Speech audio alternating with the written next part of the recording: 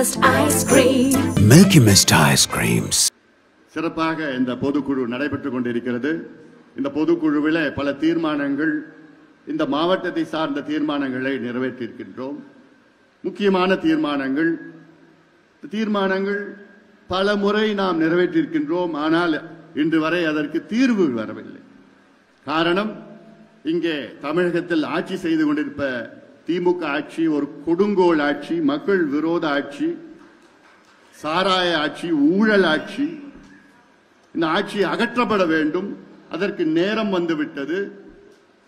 நேற்று திருவள்ளூரில் நான் ஒருங்கிணைந்த மாவட்ட பொதுக்குழுவில் அன்று நான் நேற்று பேசிய பேச்சு, திமுக ஆட்சியுடைய நாட்கள் எண்ணப்பட்டு விட்டது. இன்னும் 8 மாதத்திலே திமுக ஆட்சி தமிழ்நாட்டை விட்டு அகற்றப்பட வேண்டும். நிச்சயமாக நடக்கும். அதற்கு பல காரணங்கள் இருக்கிறது.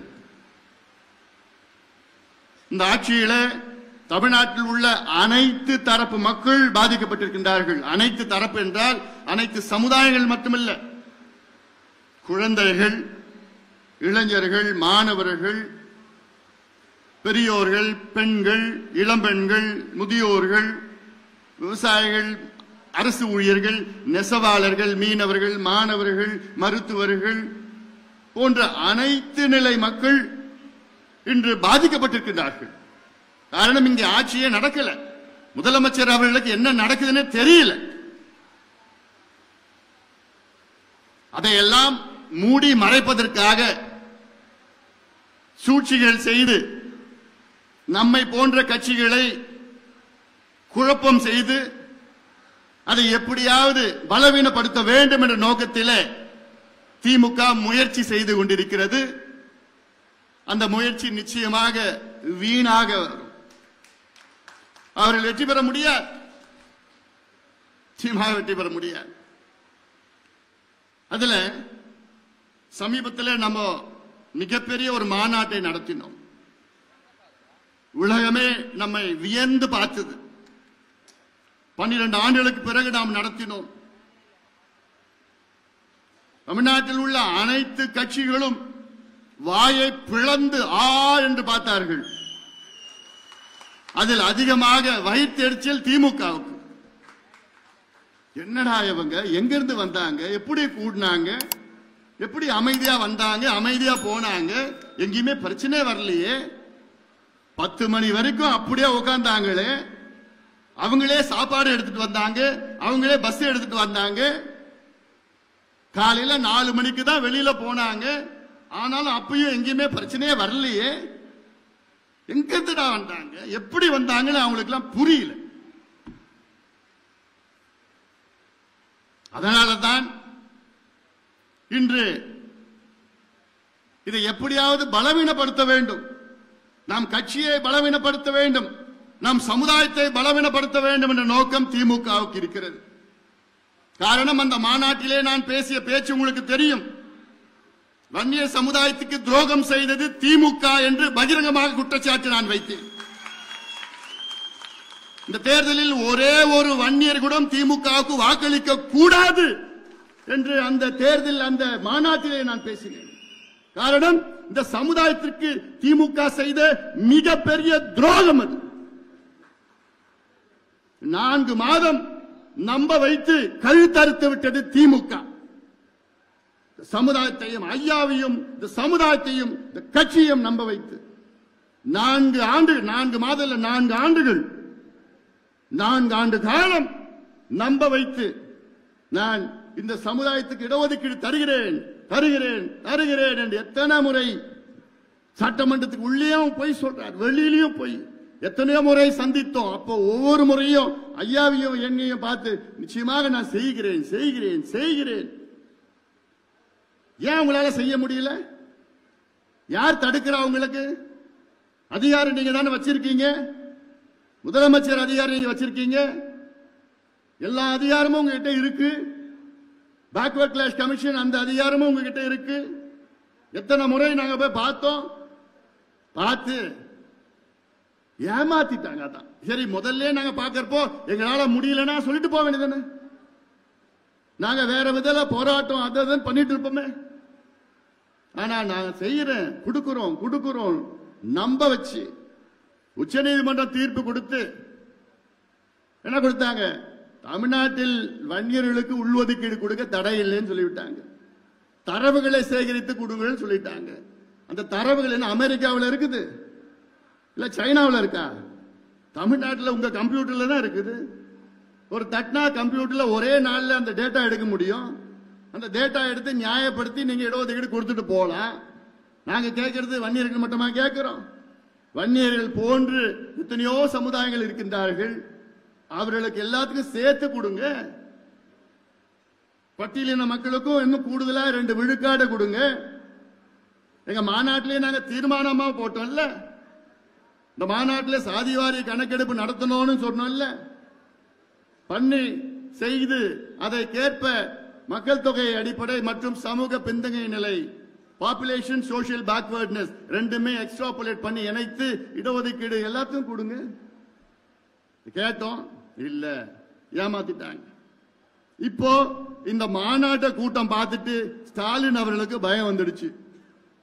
தமிழ்நாட்டில் அடுத்த வருகின்ற தேர்தலில் ஒட்டுமொத்த வன்னியர் சமுதாயம் திமுகவுக்கு ஓட்டு போட மாட்டாங்கன்னு முடிவாயிடுச்சு. அந்த பயம் ஸ்டாலின் அவர்களுக்கும் திமுக வந்துடுச்சு. இப்போ வந்த பிறகு என்ன இப்ப பண்ணிட்டாங்கன்னா, நம்ம கட்சியை பலவீனப்படுத்துவதற்கு சூழ்ச்சிகள் நடந்து கொண்டிருக்கிறது. இதை நீங்கள் புரிந்து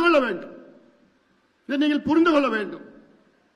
இதோ நடக்கிற குழப்பத்திற்கு ஐயாவோ நானோ மற்ற யாருமே இல்லை. இதற்கு யாரு வில்லன்னா திமுக தான் வில்லன். நம்மள போட்டு தப்பான செய்தி, தவறான செய்தி, இவங்க இங்க பண்ணிட்டாங்க, அப்படி வாங்கிட்டாங்க, அப்படி பண்ணிட்டாங்க, இப்படி பண்ணிட்டாங்கன்னு இவங்க சமூக ஊடகத்தில் வச்சுக்கிட்டு நேரடியாக இப்படி செய்தி அவங்களுக்கு வேண்டியவங்க தொலைக்காட்சியில் அவ்வளவு பேர் இருக்கிறாங்க. தினம் இது போன்ற விவாதங்கள் நடந்துட்டு இருக்கு. அதுல என்ன பண்ணிட்டாங்க? நம்ம கட்சியிலையும் சில சூழ்ச்சியாளர்கள் இருக்கின்றார்கள். அது யார் யாருன்னு கொஞ்சம் நாள்ல தெரிய போது நானும் சொல்றேன். பொறுமையா இருக்கு. அவங்க மூலமாக குழப்பங்கள் ஏற்படுத்துகின்ற ஒரு சூழல். திமுகவால நேரடியாக களத்தில் அவங்களால நம்மள சந்திக்க முடியாது. அந்த தைரியம் திமுகவுக்கு இல்ல. எப்படியாவது திமுக அடுத்த ஆண்டு ஆட்சிக்கு வந்துடணும். அதற்கு எந்தெந்த கட்சி எதிரில் யார் யார் இருக்காங்களோ எப்படியாவது உடைக்கணும், பிளவணும், குழப்பம் பண்ணணும், அந்த எண்ணத்துல தான் இப்ப நடவடிக்கையில இறங்கி இருக்கிறாங்க. இது வெற்றி பெறாது. இது எல்லாம் உடைத்து எறிவோம். நான் விட போறது கிடையாது. என் மேல விமர்சனம். மகேஷ்குமார் பேசினான் பாரு, ஆரம்பத்தில் என்னமோ பேச வந்தாப்புல நான் தான் வேண்டான்னு சொல்லிட்டேன். இப்படி நான் என்னமோ காசு வாங்கிட்டேன், நான் அது வாங்கிட்டேன், இது வாங்கிட்டேன். என் கட்சிக்கும் என்னுடைய சமுதாயத்துக்கும் நான் துரோகம் பண்ணனா அதுதான் என் வாழ்நாளில் கடைசி நாளாக இருக்கும்.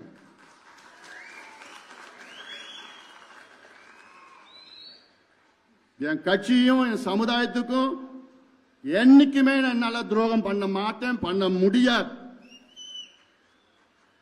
அது நீங்க புரிஞ்சுப்பீங்க. என்னை பத்தி உங்களுக்கு நல்லா தெரியும். ஆனால் நம்ம கட்சிக்குள்ள சில சூழ்ச்சியாளர்கள் இருக்காங்க. நான் இன்னைக்கு துரோகின்னு சொல்ல மாட்டேன், இன்னும் அந்த லெவலுக்கு போல. அவங்க இன்னைக்கு சூழ்ச்சியாளர்களா இருக்கிறாங்க. அவங்க சூழ்ச்சி பண்ணி ஐயா கிட்ட இப்படி அப்படி இப்படி என்னென்னமோ சொல்லிட்டு இருக்கிறாங்க. எல்லாம் ஐயாவுக்கும் அந்த அவங்கள பத்தி தெரியல. அதனால இதெல்லாம் நடந்துட்டு இருக்குது. அதனால ஏன்னா நானு இது வரைக்கும் எதுவும் பேசல வெளியில். நேத்து கூட உங்களை பார்த்தீங்க. இப்ப ஐயா எனக்கு மேல கோவம்னா மன்னிச்சுங்க. ஒரு அப்பா கிட்ட மன்னிப்பு கேட்கறது தப்பு கிடையாது. தொலைக்காட்சியில் ஐயா தானே இப்படி பண்ணிட்டான், அப்படி பண்ணிட்டான், இப்படி மன உளைச்சல் இருக்கிற, தூக்கம் இல்லை, இப்படி எல்லாம் சொல்லிட்டு இருக்கிறாரு. அது நேரில் உங்ககிட்ட சொல்லலாம், எங்கிட்ட சொல்லலாம், எல்லாம் பண்ணிட்டு போலாம். அதுக்காக நான் தான் சொல்லிட்டேன். இதுல என்ன இருக்குது? நான் எந்த தப்பும் பண்ணல. ஆனாலும் நான் மன்னிப்பு கேட்டிருக்கிறேன். எனக்கு நோக்கம் இந்த கட்சி, இந்த சமுதாயம் அடுத்த கட்டத்துக்கு கொண்டு போகணும். அதான் என்னுடைய நோக்கம். அது என்னால முடியும். அந்த நம்பிக்கை எனக்கு இருக்கிறது, தன்னம்பிக்கை இருக்கிறது, தைரியம் இருக்கிறது, துணிச்சல் எனக்கு இருக்கிறது. எல்லாத்துக்கும் மேல் என் பின்னால் கோடிக்கணக்கான என் தம்பிகளும் என் தங்கைகளும் இருக்கின்றார்கள். என்னை நம்பி இருக்கின்றார்கள். அவர் நம்பிக்கைக்கு என்னைக்குமே நான் சோட போக மாட்டேன். அது எனக்கு தெரியும். எவ்வளவு பார்த்துட்டேன் நான். இந்தியாவே நான் அமைச்சரா 5 ஆண்டு காலம் பார்த்த தமிழ்நாடு என்ன இருக்கு? இந்த மாநாட்டை 45 நாளில் இந்த மாநாட்டை நடத்தியவன் நான். இந்த தேர்தல் என்னால பார்க்க முடியாதா? இந்த கட்சியை வழி நடத்த முடியாதா? அடுத்த கட்டத்துக்கு கொண்டு போக முடியாதா? தமிழ்நாட்டுக்கு ஆட்சிக்கு வர முடியாதா? உறுதியா முடியும், உறுதியா முடியும். நம்பிக்கை, தைரியம், துணிச்சல், செயல் திட்டம், திட்டங்கள் எல்லாம் நம்மிடம் இருக்கிறது. தமிழ்நாட்டில் வேற எந்த கட்சிக்கா இருக்கு இதெல்லாம்? அதனால இதெல்லாம் நீங்க உங்க மனசுல இதெல்லாம் நான் நீதான் ஆரம்பிச்சு விட்டேன். ஏதோ வந்தனா நான் சரி பொதுக்குழு பேசலான்னு பண்ண ஆரம்பிச்சு விட்டேன்.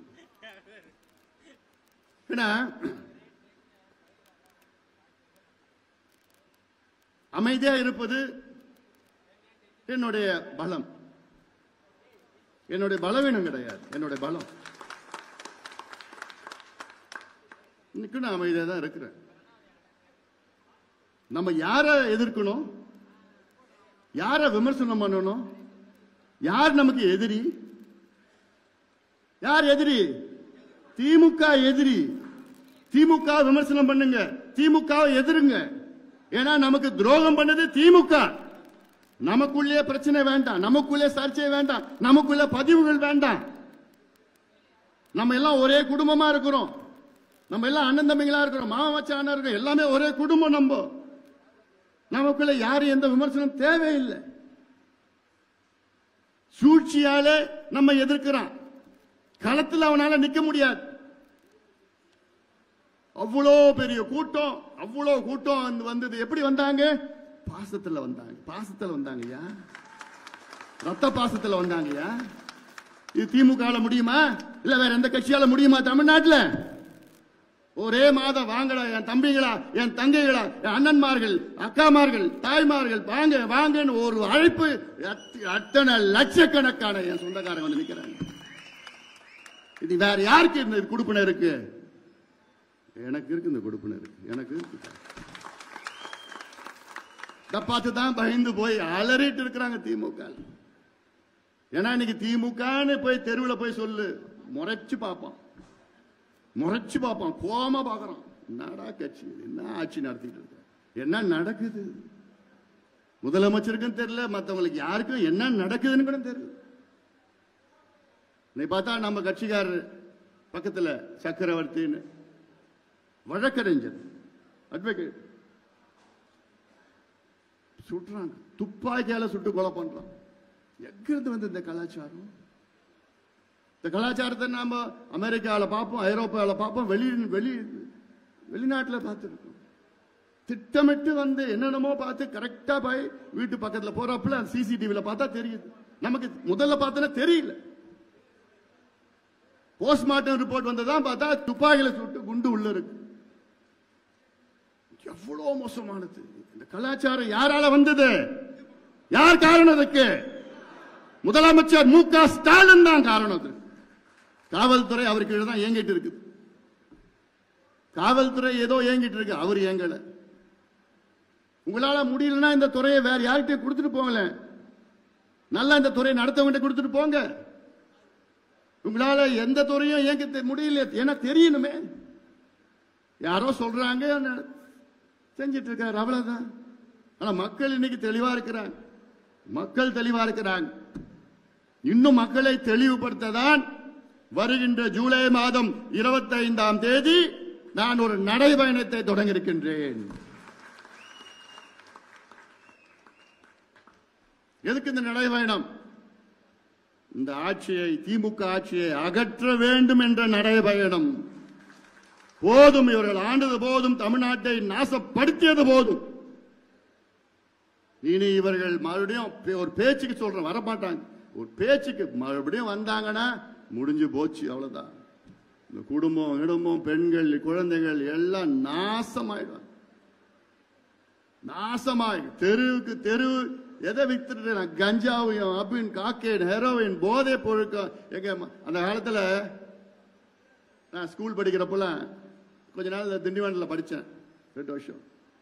அப்பெல்லாம் படிக்கிறப்பெல்லாம் ஸ்கூல் வெளியில இந்த கமரக்கட்டு, இந்த மாங்காய் பத்தை, இந்த புளிப்பு மிட்டாய், இந்த நெல்லிக்காய் இதெல்லாம் வித்துட்டு இருப்பாங்க. தேன் மிட்டாய் இதெல்லாம் வித்துட்டு இருப்பாங்க. இப்ப என்ன விற்கிறான்? கஞ்சா பொட்டலம், மாத்திரை, போதை மாத்திரை, இந்த கஞ்சா ஸ்டாம்பு, இதுதான் ஸ்கூலுக்கு வெளியிலையும் காலேஜ்லயும் வித்துட்டு இருக்கிறானுங்க. இது திமுக தெரியாம இருக்கு விற்க முடியும்?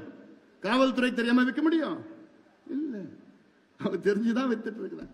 என்னன்னா அதுல கமிஷன், எதுலயும் விட மாட்டானுங்க.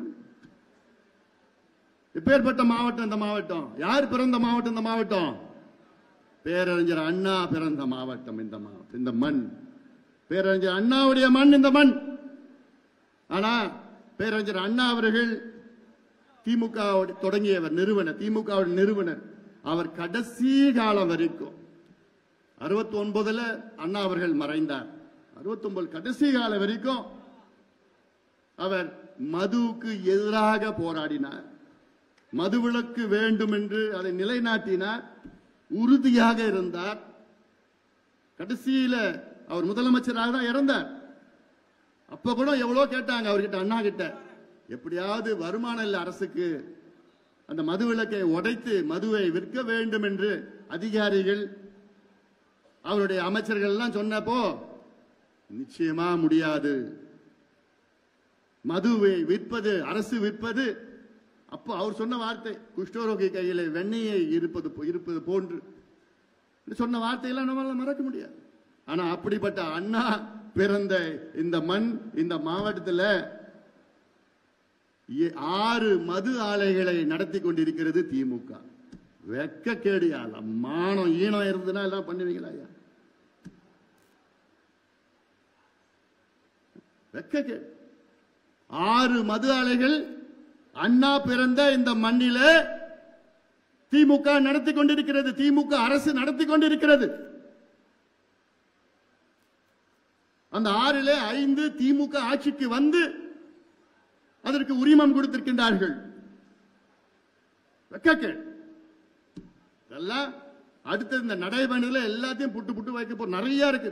இந்த நடைபயணம் ஜூலை மாதம் 25ஆம் தேதி தமிழக மக்கள் உரிமை மீட்பு பயணம். தமிழக மக்கள் உரிமை மீட்பு பயணம். தமிழக மக்களுடைய உரிமைகளை மீட்டெடுக்க வேண்டும். எல்லோரும் வாருங்கள். ஏன்னா நமக்கு எல்லா உரிமைகள் இருக்கிறது. அதுல நான் வெறும் 10 உரிமைகள் எடுத்திருக்கிறேன். 10 உரிமைகள். ஆனா இந்த 10 உரிமைகளும் எல்லாமே அடங்கிடுது. இந்த 10 உரிமைகள் அரசியல் சாசனம், கான்ஸ்டிடியூஷன் ஆஃப் இந்தியா, அதுல நமக்கு பல உரிமைகளை கொடுத்திருக்கிறது. அதுதான் இந்த உரிமைகள். இந்த உரிமைகள் நம்முடைய உரிமைகள். அதை நிலைநாட்டுவது, நிறைவேற்றுவது அரசினுடைய கடமை. ஆனா இந்த திமுக அரசு நிறைவேற்றிச்சா? அதை பத்தி என்னன்னு தெரியாது. மக்களுக்கும் உரிமை தெரியல, திமுக அரசுக்கும் கடமை தெரியல. அவங்களுக்கு தெரிஞ்சதெல்லாம் கொள்ளடிக்கணும், காசு சம்பாதிக்கணும். காசு சம்பாதிச்சு தேர்தல் நேரத்தில் 500 1000 கொடுத்தா முடிஞ்சு போச்சு. தமிழக முதலமைச்சர் மு.க. ஸ்டாலின் அவர்கள், அவர் பேர் வச்சது கலைஞர் அவர்கள். இந்த பேர் வைக்கிறப்போ ரஷ்யா அப்போ இருக்கின்ற அதிபர் ஸ்டாலின் அவர் பேர் தான் நம்முடைய இப்ப இருக்கிற முதலமைச்சருக்கு பேர் வச்சார். ரஷ்யாவில் உள்ள ஸ்டாலின் அவர்கள் அவர் ஆட்சி காலத்தில் ரஷ்யாவுடைய நாடாளுமன்றத்திற்கு ஒரு நாள் வந்தார். வந்தப்போ கையில ஒரு கோழி எடுத்துட்டு வந்தார். அந்த கோழியை எதுக்கு எடுத்து வந்தார்? எல்லாருக்கும் ஆச்சரியம். நாடாளுமன்றத்தில் என்னடா அது கோழி எடுத்து வந்திருக்கிறார். பிறகு அந்த கோழியை, அந்த இறக ஒன்னு ஒன்னா பிச்சு எடுத்தார். ஒன்னு ஒன்னா பிச்சு எடுத்தார். எல்லாத்தையும் பார்த்து பிச்சு எடுத்துட்டு அந்த இறகு இல்லாத கோழி உயிரோட இருந்தது. அந்த கோழியை தரையில தூக்கி போட்டார். எல்லாருக்கும் என்னடா இது, கோழி எடுத்து வராரு, இறக பிச்சு உயிரோட கோழியை தரையில போட்டுட்டார். பிறகு அவர் பாக்கெட்ல கொஞ்சம் தானியத்தை எடுத்து வந்தார். அந்த தானியத்தை கோழி பக்கத்துல போட்டாரு. அந்த கோழி அந்த தானியத்தை சாப்பிடுது. இறகில்லாத சாகிற நிலையில இருக்கிற அந்த கோழி, ஆனாலும் அப்போ அந்த தானியத்தை சாப்பிடுது. பிறகு வேற என்ன பண்ணாரு? அந்த தானியத்தை கொஞ்சம் கொஞ்சமா போட்டு அவரை நோக்கி போட்டார். அந்த தானியத்தை அந்த கோழி எப்படியோ துடிச்சு துடிச்சு அந்த தானியத்தை வந்து சாப்பிட்டு சாப்பிட்டு அவருக்கு கிட்டே வந்துடுச்சு. அப்ப சொன்னாரு, இதுதான் மக்களுடைய நிலை. மக்கள் எவ்வளோ மக்களை புழிஞ்சு எடுத்தாலும் கடைசியில தேர்தல் நேரத்திலேயோ கடைசியில ஏதாவது இந்த மக்களுக்கு கொடுத்தா எல்லாத்தையும் மறந்துடுவாங்க அப்படின்னு அந்த வார்த்தையை சொன்னார். தமிழ்நாட்டில் அதுதான் இப்பொழுது நடந்து கொண்டிருக்கிறது.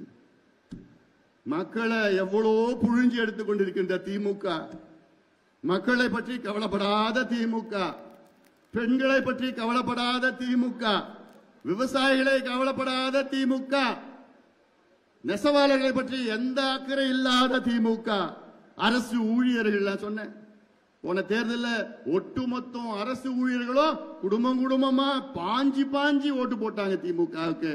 மீதி திமுக அவங்களுக்கு என்ன போட்டுச்சு? இப்போ பட்ட நாமத்தை போட்டு.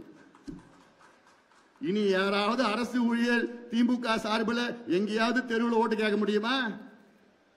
முடியாது, முடியாது. இன்னைக்கு பெண்கள் திமுக சார்பில் எங்கேயாவது ஓட்டு கேட்க முடியுமா?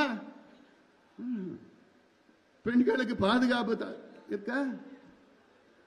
யாராவது பெண்கள் சாலையில தனியாக போய் நடந்து போக முடியுதா? இப்போ ஒரு பக்கம் சாராயத்தை கொடுத்துட்டா, மறுபக்கம் போதை பழக்கம், எங்க பார்த்தாலும் போதை. அண்ணா யூனிவர்சிட்டியில படிக்கிற பெண்களுக்கே பாதுகாப்பு இல்லை. உங்களுக்கு எல்லாம் நீங்க எந்த நிலையில? சென்னையில் உள்ள அண்ணா யூனிவர்சிட்டிக்குள்ள பெண்களுக்கு பாதுகாப்பு. நீங்களாம் எந்த மூலைக்கு எந்த நிலையில? நீங்களாம் அதனால பெண்களுக்கு பாதுகாப்பு இல்லாத பெண்கள் விரோத ஆட்சி இங்கே தமிழ்நாட்டில் நடந்து கொண்டிருக்கிறது. விரோத ஆட்சி. மாணவர்களோ இளைஞர்களோ கவலை இல்லை. அதுதான் தமிழ்நாட்டு பெண்களுக்கு நான் சொல்ல வர்றது என்னன்னா, இந்த 1000 ரூபாய் கொடுக்கறாங்கல்ல, 1000 ரூபாய் கொடுத்துட்டாங்க. அந்த உதவி தொகை 1000 ரூபாய். அப்போ நீங்க ரஷ்ய அதிபர் ஸ்டாலின் அவர்கள் நினைச்சுக்கங்க. ஸ்டாலினையும் அந்த கோழி எப்படி பிச்சு போட்டாரு நினைச்சுக்கங்க. இதுதான் உங்களுக்கு தமிழ்நாட்டில் உள்ள பெண்களுக்கு ஒரு கதை. இது பாடம், உங்களுடைய வாழ்க்கை பாடம். அது திமுக அரசு கொடுக்கிறது 1000 ரூபாய் இந்த கையில வாங்கி இந்த கையில எங்க போகுது? டாஸ்மாக் கடைக்கு போகுது. டாஸ்மாக் கடையில் வர பணம் யார்கிட்ட போகுது? நம்ம தமிழ்நாட்டுக்கு, தமிழ்நாட்டு ஆளுங்கட்சிக்கு போகுது. இது நான் மட்டும் சொல்லல. சமீபத்தில் என்போர்ஸ்மெண்ட் டைரக்டரேட், அமலாக்கத்துறை ஒரு ரேட் பண்ணாங்க, விசாரணை பண்ணாங்க. அதுல பார்த்தா சும்மா லேசா ஒரு சின்ன கீறல் பண்ணாங்க. அதுல டாஸ்மார்க்ல சின்ன கீறல். அந்த கீரல்ல எவ்வளவு கண்டுபிடிச்சாங்க? 1000 கோடி. சின்ன கீரல். அது இன்னும் பெருசாக்கி பள்ளம் தோண்டினாங்கன்னா வச்சுக்கீங்களா, 40,000 கோடி 50,000 கோடி. அதே போன்று மணல் கொள்ளை. பாலாறு இங்க போகுது, பக்கத்துல தான் போகுது. இந்த பாலாத்தை பற்றி யாராவது இவ்வளவு காலமா கவலைப்பட்டாங்களா? யாருமா கவலைப்பட்ட? அந்த பாலாத்துல ஐயா கவலைப்பட்டாரு, இந்த அன்புமணி கவலைப்பட்டாரு, பாட்டாளி முயற்சி கவலைப்பட்டது. இதை தவிர வரைக்கும் எந்த கட்சியாவது இந்த பாலாத்தை எப்படி காப்பாற்றணும், பாலாற்றை காப்போம், பாலாற்றை காப்போம் எப்படி யாராவது கவலைப்பட்டாங்களா? ஐயா அப்போ நடைபயணம் சைக்கிள் பேரணி பண்ணார், பாலாத்தை காப்போம். பாலாஜால இருந்து வாணியம்பாடி 3 நாள் சைக்கிள்ல போனார், ஐயா போனார். அதன் பிறகு நான் ஒரு நாள் போனேன், ராணிப்பேட்டையில இருந்து வேலூர் வரைக்கும் சைக்கிள்ல. ஜூன் மாதம் வெயில், மத்தியானம் 12 மணி. எதுக்கு போனோம்? விழிப்புணர்வு. அதன் பிறகு பாலாற்றை காப்போம் என்று 2 நாட்கள் நடைபயணம் நான் மேற்கொண்டேன். பிள்ளூர்னு இருக்கு ஆந்திரா பார்டர், அங்க இருந்து சதுரங்கப்பட்டினத்துல பாலாறு கரை, அது வரைக்கும் 2 நாள் நடந்து துண்டு பிரஸ் எல்லாம் கொடுத்து பாலாத்தை எப்படியாவது காப்பாற்றணும், பாலாத்துல எப்படியாவது தடுப்பணை கட்டணும். பாலாறு தமிழ்நாட்டில் 223 கிலோமீட்டர் போகுது. ஆந்திரா பார்டர்ல இருந்து சதுரங்கப்பட்டினம் 223 கிலோமீட்டர்.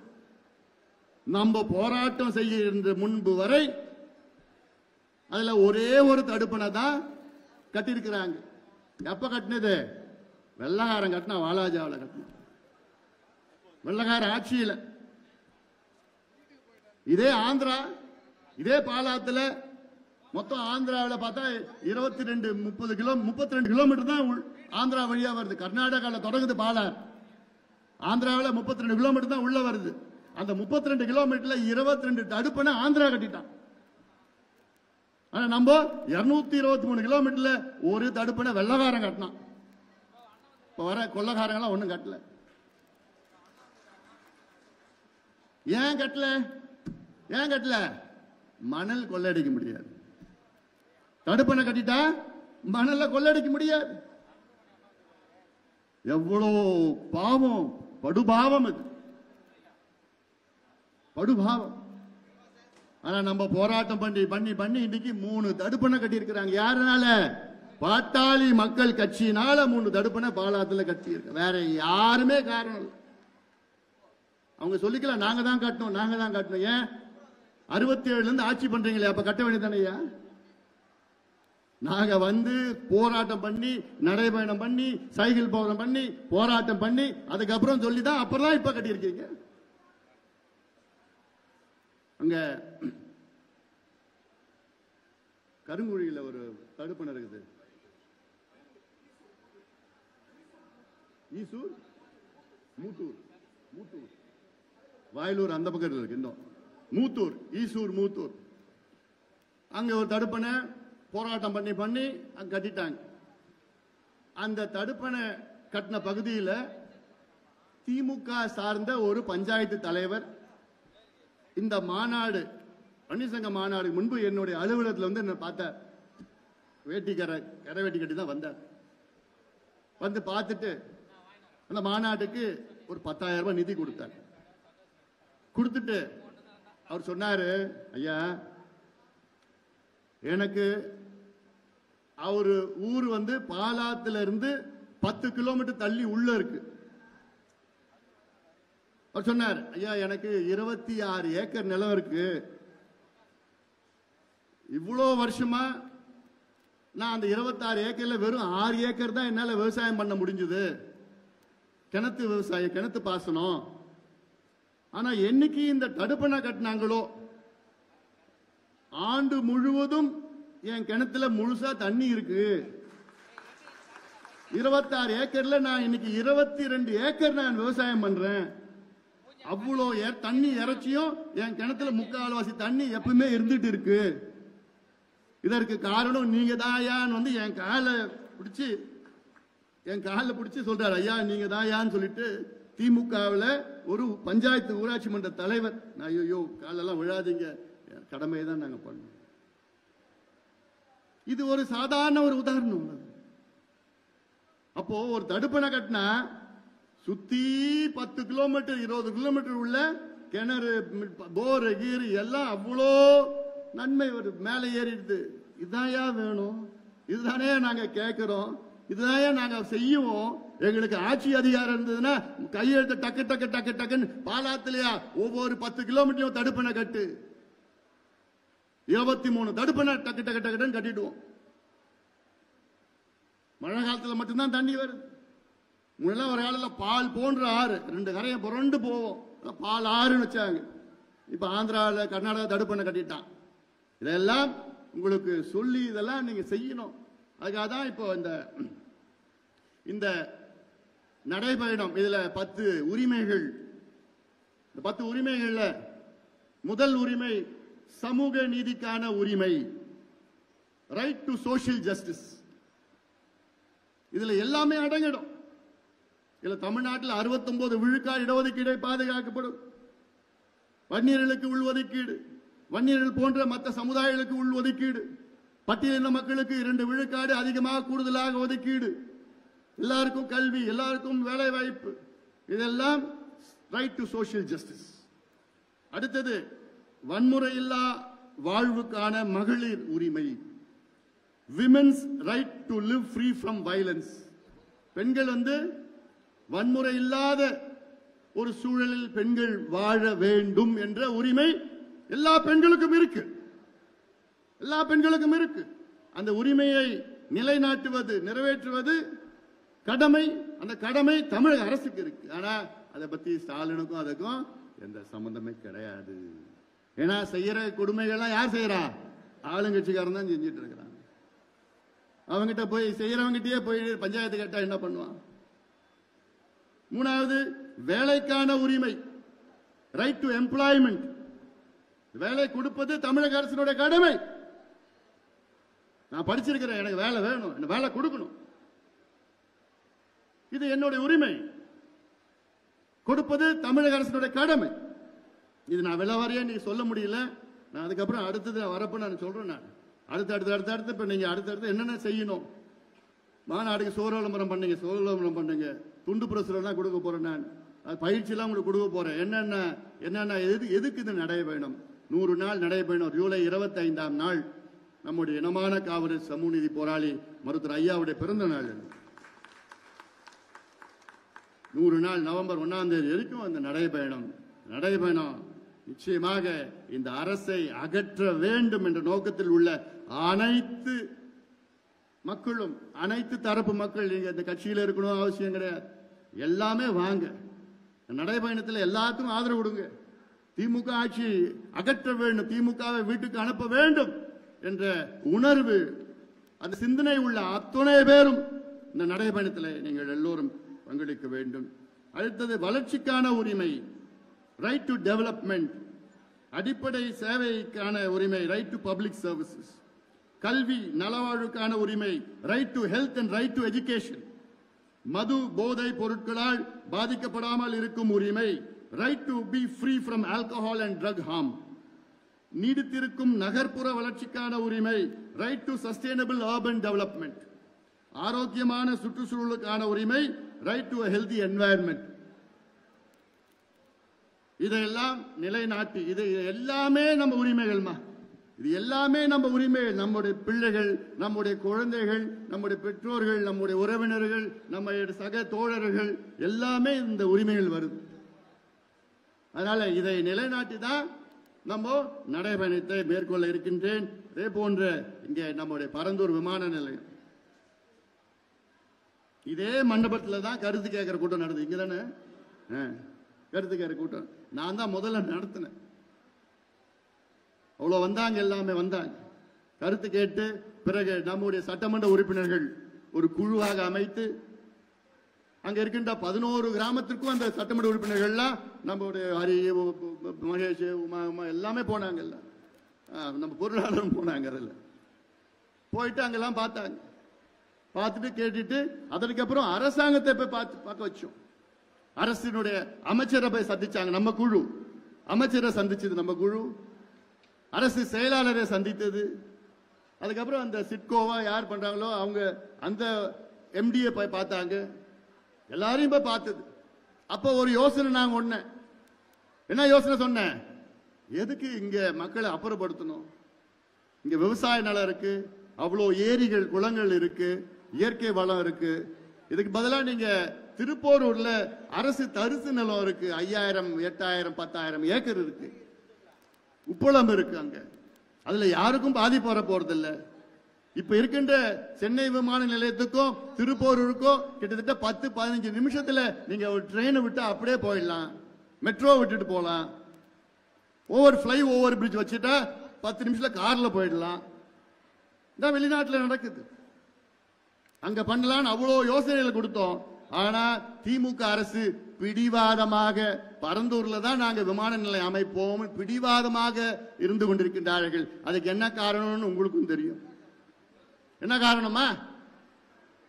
திமுக பெரும் கம்பெனி வச்சிருக்கிறாங்க, ரியல் எஸ்டேட் கம்பெனி எல்லாம் வச்சிருக்கிறாங்கல்ல, அவங்க எல்லாமே பரந்தூர் விமான நிலையம் சுத்தி சுத்தி சுத்தி சுத்தி நிலத்தை வாங்கி வச்சுட்டானுங்க.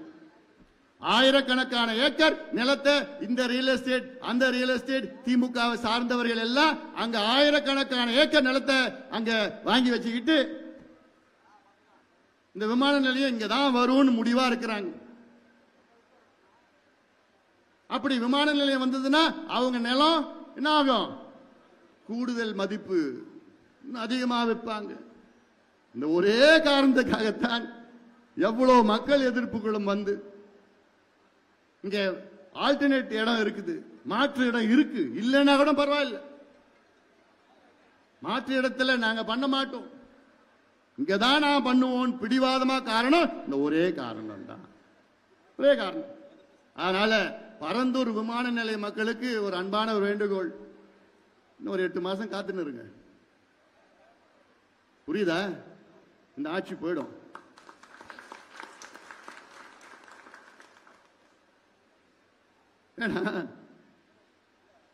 இது மக்கள் விரோத ஆட்சி. மக்களை பற்றியோ யாரை பற்றியோ கவலை இல்லை, சிந்தனைகள் இல்லை. காஞ்சிபுரம் இந்த மாவட்டத்தில் 50 சொசைட்டி மேல இருக்கு, நெசவாளர்கள் சொசைட்டி இருக்கு, 50க்கு மேல இருக்கு கூட்டுறவு சங்கங்கள் இருக்கு. அதுல கிட்டத்தட்ட 30,000 நெசவாளர்கள் அதை பதிவு பண்ணியிருக்கிறாங்க. ஆனா அதுல 30,000 நெசவாளர்களை வெறும் 10,000 பேர் தான் இந்த தொழிலை செய்யறாங்க. ஏன்னா நலிந்து போயிடுச்சு, விலை இல்லை, வறுமையில் இருக்கிறாங்க. 10,000 பேருக்காவது இப்போ மழை வெள்ள நிவாரணம் அதுல அவங்க வாங்குற அந்த 20% அவங்களுக்கு ஒரு போனஸ் மாதிரி கொடுத்தா இப்ப நல்லா இருக்கும். பட்டு பூங்கா பட்டு பூங்கான்னு சொன்னீங்க, அது பட்டு பூங்கா கிடையாது, அது ஊழல் பூங்காவை மாறிடுச்சு. ஒன்னும் நடக்கல. இப்படி எல்லாம் அடுக்கிட்டே போயிட்டு இருக்கலாம். இங்க ஒரு மருத்துவ கல்லூரி வேணும், இருக்குதா? எப்போ வரும்? தலைநகரம் இது, ஒரு மருத்துவக் கல்லூரி இல்லை. திமுக ஆட்சிக்கு வந்து 4 ஆண்டுகள் ஆகிறது. இந்த 4 ஆண்டுகள்ல ஒரே ஒரு புதிய மருத்துவக் கல்லூரி கூட இவங்க தொடங்கல. ஏன் நான் உங்ககிட்ட இதெல்லாம் சொல்றேன்னா, நீங்கள் உள் வாங்கி இந்த செய்தி எல்லாம் எல்லாத்துக்கும் நீங்க சொல்லணும். அதான் நம்முடைய பொதுக்குழுனா, இது எது பொதுக்கூட்டம் கிடையாது. நான் சொல்ற செய்தி எல்லாமே நீங்கள் உள் வாங்குங்க. உள் வாங்கி மற்றவர்களுக்கு நீங்கள் இதையெல்லாம் நீங்கள் சொல்ல வேண்டும் என்று இந்த நேரத்திலே நான் உங்களிடம் கேட்டுக்கொள்கின்றேன். அதனால இதை நீங்கள் மனதிலே வைத்துக் கொள்ளுங்கள். அடுத்து இப்ப நம்ம உறுப்பினர் அட்டை கொடுத்திருக்கிறோம். உறுப்பினர் சேருங்க, வேகமா சேருங்க. கிளைகளை புதுப்பிக்க வேண்டும். வாக்குச்சாவடி முகவர்கள், பூத் ஏஜென்ட் 10 பேர், அதுல நீங்க லிஸ்ட் எடுங்க. அதன் பிறகு நம்ம போராட்டங்கள்லாம், நம்ம சாதிவாரி கணக்கிட போராட்டங்கள் நடத்த இருக்கின்றோம். அடுத்த மாதம் என்ன நடைபயணம், முக்கியமானது நடைபயணம். திமுகவை அகற்றுகின்ற, ஆட்சியிலிருந்து அகற்றுகின்ற நடைபயணத்தை நாம் மேற்கொள்ள இருக்கின்றோம். அதில் நீங்கள் எல்லாம் திட்டமிட்டு எல்லோரும் ஆதரவு பெருக்க வேண்டும். இந்த ஒட்டுமொத்த மாவட்டமும் எல்லாமே அனைத்து தரப்பு மக்கள் எல்லோரும் வர வேண்டும் என்று இந்த நேரத்திலே நான் அன்போடு நான் கேட்டுக்கொள்கின்றேன். அடுத்தடுத்தாக வேலை திட்டத்திலே நாம் இறங்குவோம். நமக்குள்ள எந்த பதிவு அதெல்லாம் எதுவும் வேண்டாம். நமக்கு எதிரி யாரு? திமுக ஆட்சியை அகற்ற வேண்டும். அது வரைக்கும் நாம் ஓயக்கூடாது. அவர்கள் என்னென்ன சூழ்ச்சியில் எப்படியோ பண்ணிட்டு இருப்பான், இன்னும் அதிகமா சூழ்ச்சி பண்ணுவாங்க, எல்லாம் பண்ணுவாங்க. அது அத்தோனையும் இந்த அன்புமணி முறியடிப்பான். அதனால சந்தேகமே யாருக்கும் வேண்டாம். அதனால நாம மாட்டம் வேலையை பார்த்துட்டு போவோம். யாரு நம்மளை பத்தி என்ன பேசினாலும் என்னன்னு தட்டிட்டு போ, தூசி தட்டுற மாதிரி தட்டிட்டு நம்ம மாட்டம். வேலை திட்டம் இருக்கிறது. இந்த திமுக கொடுங்கோல் ஆட்சி, மக்கள் விரோத ஆட்சி, திமுக ஆட்சியை அகற்றுவோம். இந்த பொதுக்குழுவை மிக சிறப்பாக நடத்தி கொண்டிருக்கின்ற அனைத்து நிலை நிர்வாகிகள், மாவட்ட செயலாளர்கள் தலைமையில் அனைத்து நிலை நிர்வாகிகளுக்கும் என்னுடைய வாழ்த்துக்கள், பாராட்டுக்கள், நன்றி. Taste the Milky Mist ice cream. Milky Mist ice creams. minambalam.com தமிழின் முதல் மொபைல் பத்திரிகை.